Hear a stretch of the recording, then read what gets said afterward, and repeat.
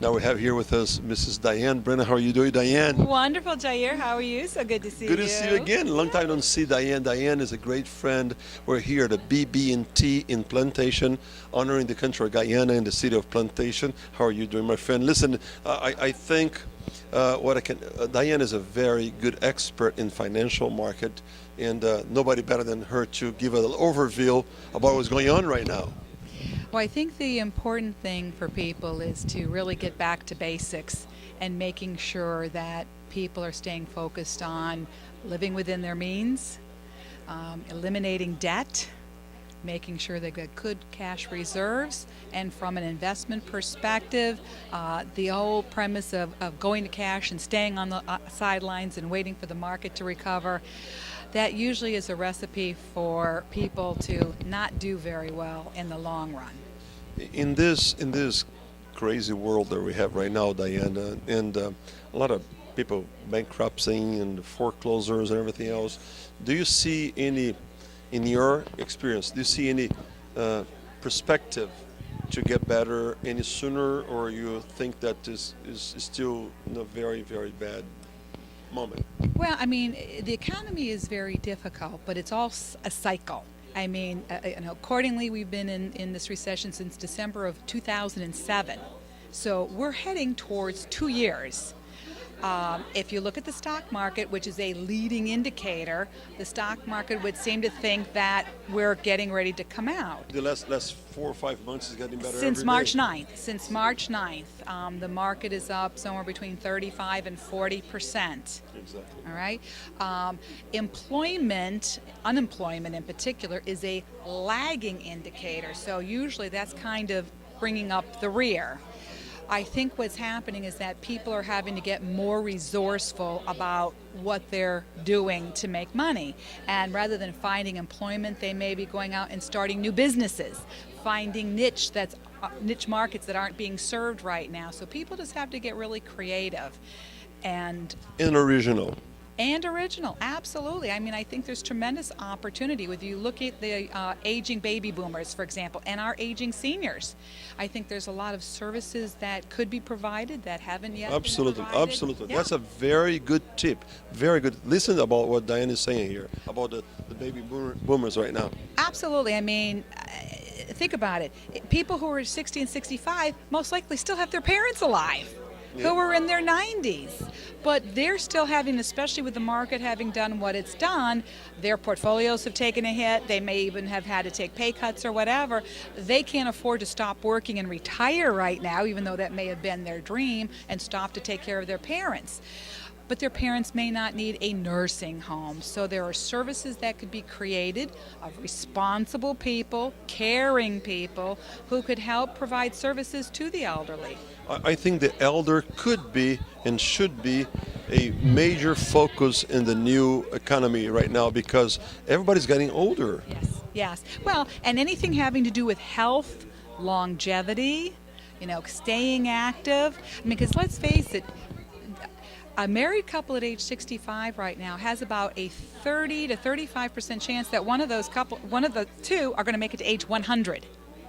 Wow. Yes. I heard, Diane, that the babies born in 2008, 9, or 10, the expectancy in their life is about 120. Probably, very much. I mean, Because for example, of the medicine, because of technology? absolutely, because of penicillin and antibiotics and things like that, but good nutrition, awareness of good nutrition and exercise and everything. So people are going to be living much longer. And every day, all the TVs, all the people that really keep bombarding us with the healthy products, good products, less fat and less cholesterol. So that's going to bring this That too, absolutely. It's going to prolong the life. But one of the things that I find in working with my clients, who are mostly baby boomers and kind of looking at the last third of their life, is they don't want to retire. They don't see themselves retiring. They don't think they're old enough to retire. Well, it's just like, what are they going to do? Ours has been a very active generation. And so while the career they're in now may not be the one that they spend the next 40 years in, when they hit their mid-60s, they may decide to start a new business, do something totally different. Maybe they retire from their business.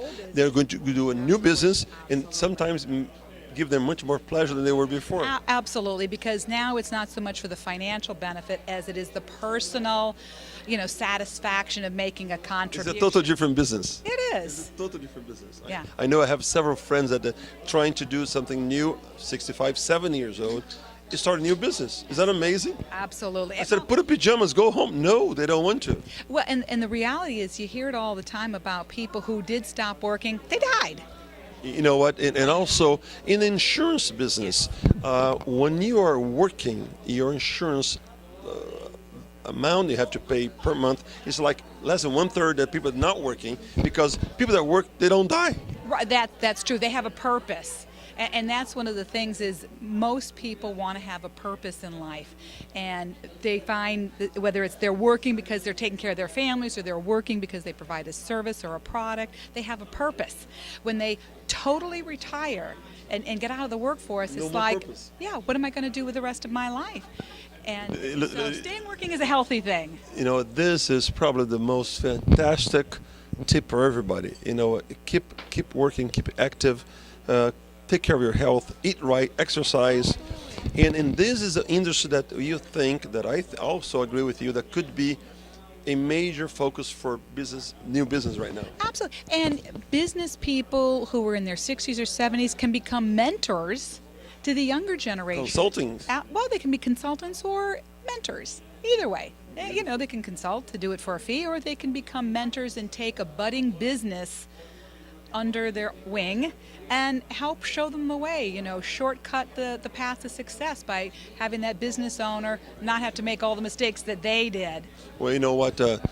In life, if you could hear and listen and pay attention about the experience of the older people that already went through a lot of turmoils and problems in life, you know what? It would be much easier. Absolutely. I mean, when you look at what we've gone through just in the last 10 years with the dot-com, boom and bust. Exactly. And the recession in the earlier years, the corporate scandals, then we had the real estate boom, and now the total crash. There's a lot of experience that we've had, and hopefully we can teach our younger people to be not so greedy. Thank you. Thank you so much. Build a good foundation. You know what? Greedy is something in business that really can destroy your business. Oh, there's no question about it. You must give value, and you must do it for the right price. Let me change a little bit the subject right now. It's about greedy. Greedy in investment is also can be very, very bad for everybody.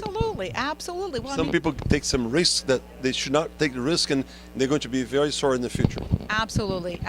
Depending on the type of investment you're making, you need to look at how soon will you need that money. Is it a liquid or an illiquid investment? For example, real estate. People that were stripping the equity out of their homes to buy more real estate because you couldn't go wrong with real estate. Real estate values never go down. Well, guess what? They do. Went down bad. They went down badly, but not only that, they've now diminished or eliminated any equity they've had in their house. Now they have all these properties that's an expense. Exactly. Because if they can't find a tenant in there to mitigate their expenses by, paying a rent and everything, now they're looking at potentially losing everything they just built because it's not a liquid investment. Even investing in the stock market, you must be very careful because you don't want to be very aggressive if you've got a 5-year time horizon. If you need that money in 5 years, you don't want to be very aggressive. You need to be more moderate, if not conservative. You know what? If you go to a doctor, or if you feel sick, you go to a doctor. If you really want to go to you don't see well, you go to a optometrist. If you don't have a problem in your tooth, you go to a dentist. If you have some problem with your money, go to some experts to get some advice. People who are trained to look at the big picture. That's what you really want them to do, is take a look at the big picture. Because if somebody says, if I have $30,000, what should I do with it? It's like, I don't know. I don't know what you've got. I don't know what you need. You don't be looking for the hot tip of the day. You need to take a look at where are you in your life, what are your obligations and your responsibilities, what's your liquidity, what do you already have in investments, and therefore what do you need to fill in any gaps to give it a well-rounded portfolio. You know what? Here is our expert, Diane Brennan. We have here this lady that can help you a lot. If you want any information about that, log to internationalbusinesscouncil.org, and we'll be right back. Thank you so much. All right, thank you, my dear.